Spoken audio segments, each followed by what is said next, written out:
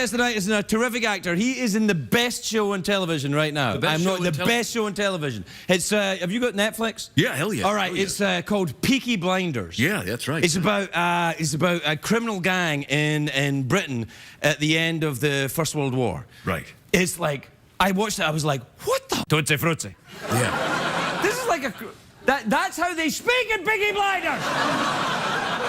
The hell, man.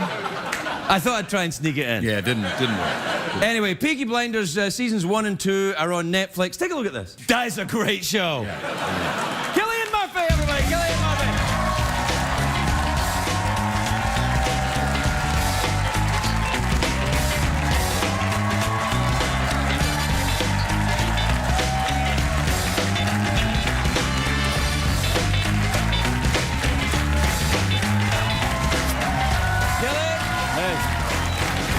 Congratulations. I am not kidding. I came in one day and said to everybody, I didn't, before I even knew you were on, I said, you've got to see this show. It's amazing. Oh, thanks, man. Were you aware when you were putting it together of just how crazy this thing is? It's pretty wild. Yeah, no, I mean, I read the first 2 scripts. Right. You know, and that's your mistake. Never do that as an actor. Yeah. Well, if you go off the name alone, it doesn't reveal much. You know. I know. I thought it was about dancing or something. You know. Really, you can't tell. Right. But it was so compelling and so unusual and unique, and yeah, I was hooked immediately. The name Peaky Blinders is the name of the gang, right? And they were a real gang in Birmingham. Is that right? That's right. Yeah. And I mean, the name.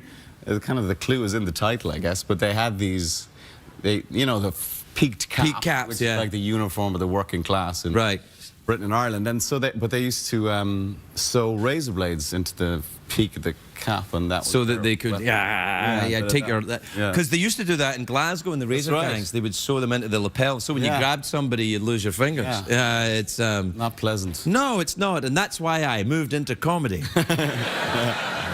But what's interesting to me is you're Irish, clearly, and you play someone from Birmingham who's interacting with a lot of Irish people. Yes. Do you ever sit with an actor and think, that's not very good, that accent you're doing? Well, the thing about this was that everybody was doing different accents. Right. Like, I was doing Birmingham.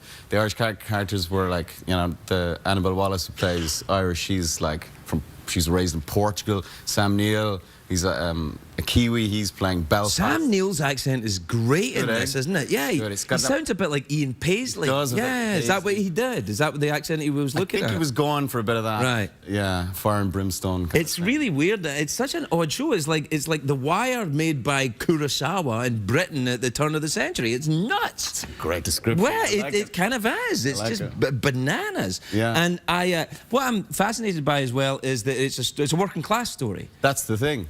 You see, I think in Britain, for ages, like the upper middle class and the aristocracy are so well represented in drama, but never really the working class. Right, it's all Downton Abbey. I say, Charles, no, absolutely. Yeah,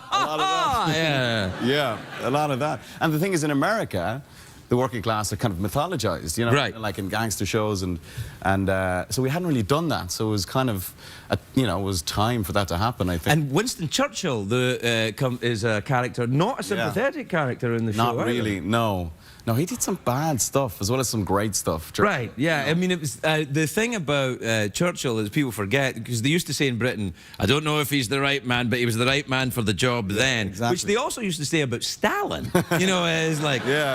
It's like to stop Hitler, you needed a kind of neutron bomb like that. Yeah. But it was, it's an astonishing, because my grandfather hated Winston Churchill. Right. And you never got that because he put machine guns out in George Square in Glasgow when they thought there was going to be a revolution before the First World War, and then during and after. Yeah, he wasn't a very popular man in Ireland back then. No, I suppose not. But I think in like my character, what my character sees in him in the show is that he did go to the trenches, and he did. He was. That's true. You know, he was the real deal. Yeah. So you got to hand that to him. But yeah, it's fascinating to have somebody like that as a main or a featured character in a show like like that. You know, a major historical figure. Now, the character that you play is was he a real guy? Did he really exist? There was a Shelby family.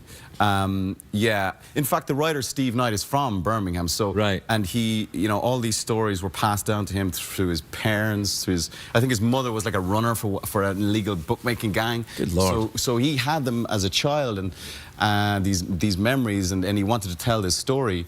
And so this family did exist, and he always used to remember them as being incredibly dapper, despite not having much money, and you know, and very fierce. And then he just, I suppose, expanded that and created. Right, and goes into his own roman à clef. Yes. You like. What about the horse riding? You do some. Is that you riding that horse? That is. It's not, is it? No. No. It is. It's a real horse. You see that? Yeah. Yeah. They do it right. Yeah. He's a real horse, and he was. Yeah, I had to do bareback.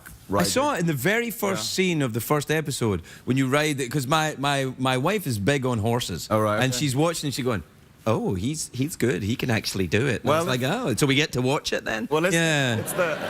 It's that classic actor thing of, you know, do you fence? Do you ride horses? Do you drive a car? Yes, of course I do.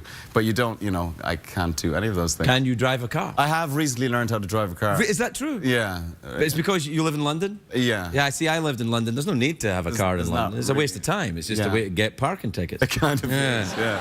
Whereabouts in London do you live? General kind of... I live in Queen's Park. Do you know? I used to live in Hartland Road. Really? Yes! Oh, just next to the subway station, well, or the London Underground. That is mad. I used to go to the discount chicken place right on the corner. It's now Mr. Fish. Oh, well, there you are. I could, yeah. Although, and I'm now a vegan, so well, I can't, yeah. Do you ever do that? Do you ever do the vegans? No, I'm not. I can't. I was vegetarian for like 12 years. What happened? Bacon sandwich? No, it wasn't the bacon sandwich. It was, I went venison. Venison? Yeah. You flash bastard. I know. And I felt amazing afterwards. What, you ate Bambi?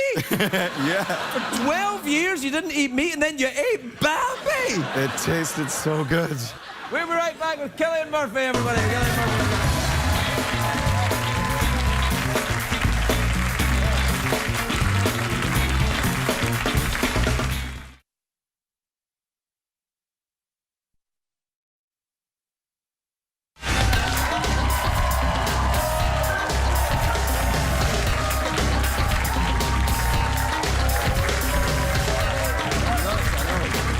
Welcome back, everybody. I'm here with Cillian Murphy, and we were talking about the Peaky Blinders, which is the best show on television, with the exception of all the great shows on CBS.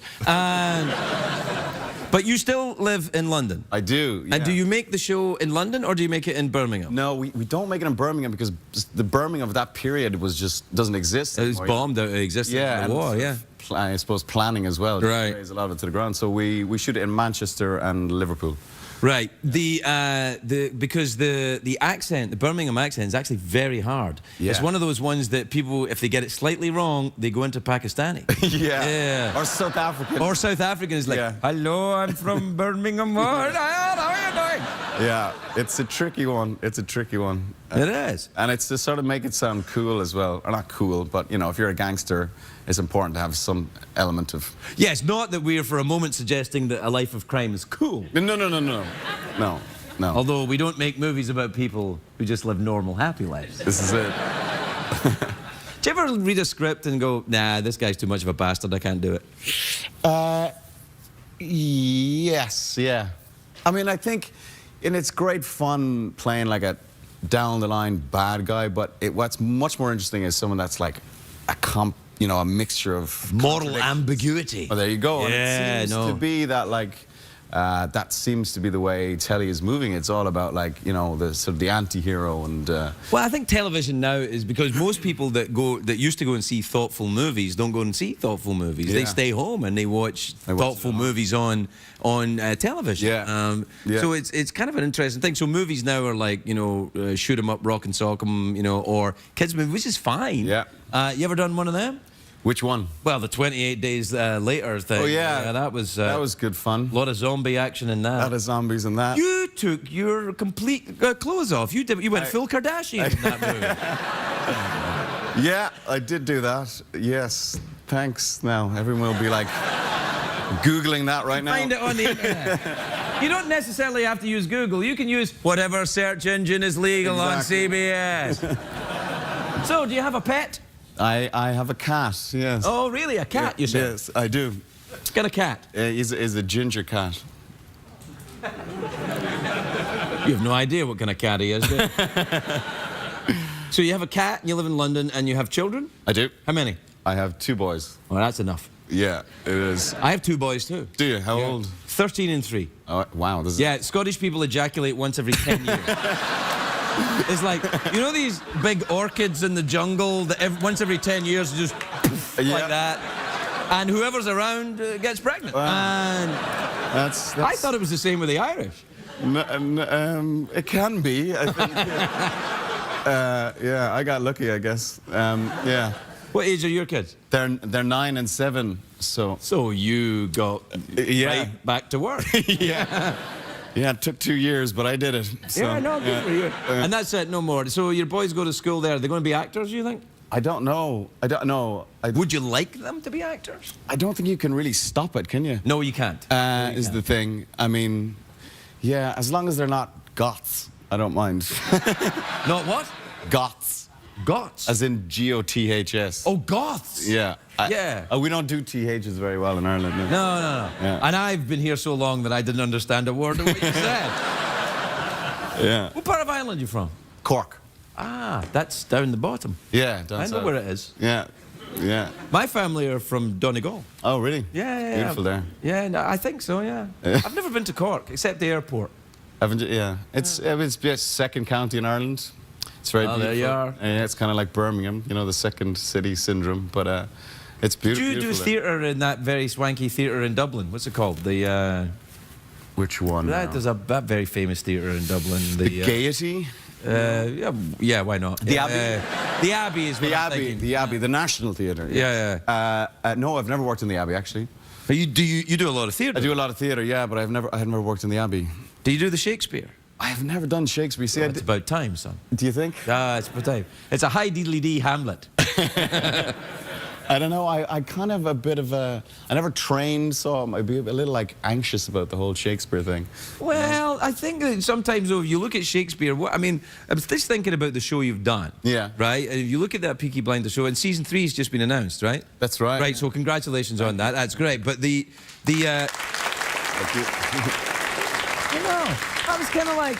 You guys are like, oh, all right. We haven't seen it yet, so we don't know if we're happy about it. But I think that a naturalised approach to stories which have been told more than once is a very good idea. Yeah, that's true. And when you look at that period in history, with what's the name of the director, the guy who put it together? Otto Bathurst. Yeah, he's a bit of a star. He's very good. He's very talented, and he directed the first 3.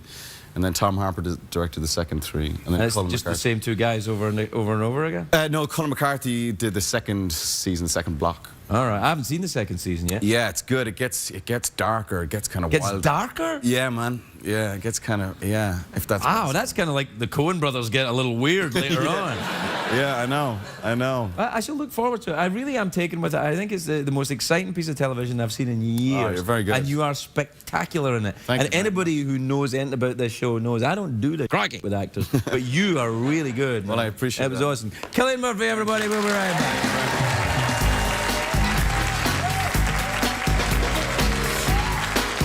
Oh, there's some harmonica. Sweet.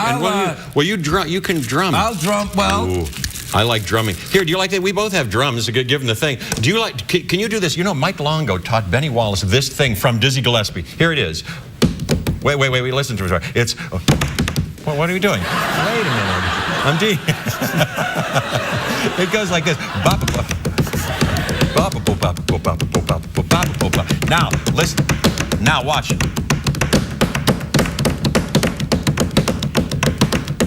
Now watch.